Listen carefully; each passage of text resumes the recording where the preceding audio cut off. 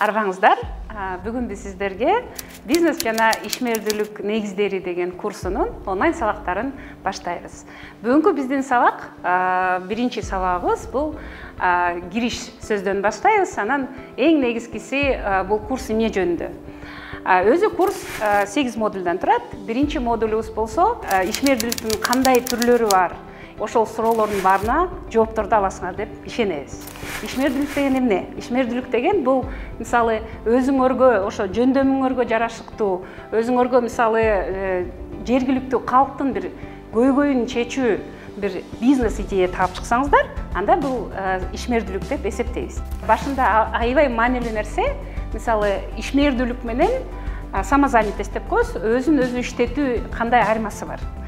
Мисалы айталы, эгерде силер өзүңөрдү өндүргөн бир продукцияңарды сатып, бирок андан ары аны өнүктүрбөсөңөр, ал жөнөкөй эле өзүн өзү иштетүү деп эсептейбиз. Мисалы айталы, картошка эксеңер, картошкаңарды саттыңар, бүттү, ошо менен цикл бүттү. Эгерде деген ошону картошкаңарды сатып, ошол акчаңарды топтоп, андан ары ишмердүүлүгүңөрдү узартсаңар, анда муну ишмердүүлүк деп эсептесек болот. Эң негизгиси ишмердүүлүктүн көп түрлөрү болот. Мисалы түрлөрү абдан көп, бирок биз бүгүн силер менен 4 түрүн талкуулайбыз. Биринчи бул бизнес ишмердүүлүк. Бул мисалы деген жалпы элге, мисалы кандайдыр бир кызмат көрсөтөсүңөр, же продукция сатасыңар, же товар сатасыңар, аны дагы ошол өзүңөрдүн баягы бизнес идеяңарга жарашыктуу болот. Экинчи түрү болсо, бул креативдүү ишмердүүлүк. Креативдүү ишмердүүлүк бул абдан келечеги чоң, мүмкүнчүлүктөрү арбын ишмердүүлүктүн катарына кирет. Анткени себеби ал ошол эле искусство, кино, ошол эле мисалы реклама, маркетинг, бүт могул интернет аркылуу, социальный сеттер аркылуу жасай турган нерсенин баарын тең биз креативдүү ишмердүүлүк деп түшүнөбүз. Дагы бир абдан кызыктуу ишмердүүлүк бар, бул социалдык ишмердүүлүк деп эсептейбиз. Ал социалдык ишмердүүлүк көп учурда мисалы ошол иштеп аткан адамдар бир кандайдыр бир социалдык критерий менен бири-бирине айкалышат.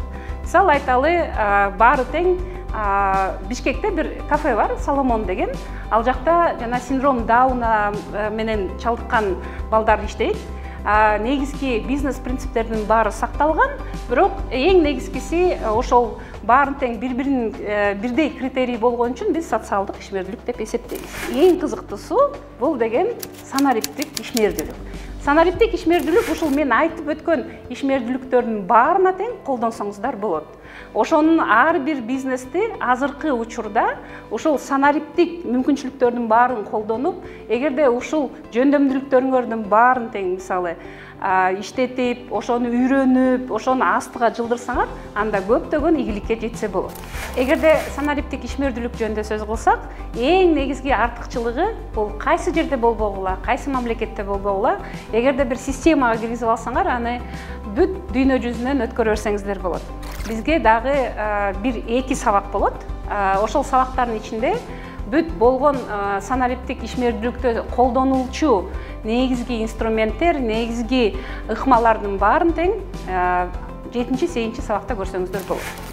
Кийинки сабакта биз болсо силер менен негизги ушу бизнес жана ишмердүүлүк жүргүзө турган формалардын негизги укуктук жолдору жөнүндө сөз кылабыз. Баарыңарга ийгилик каалайм.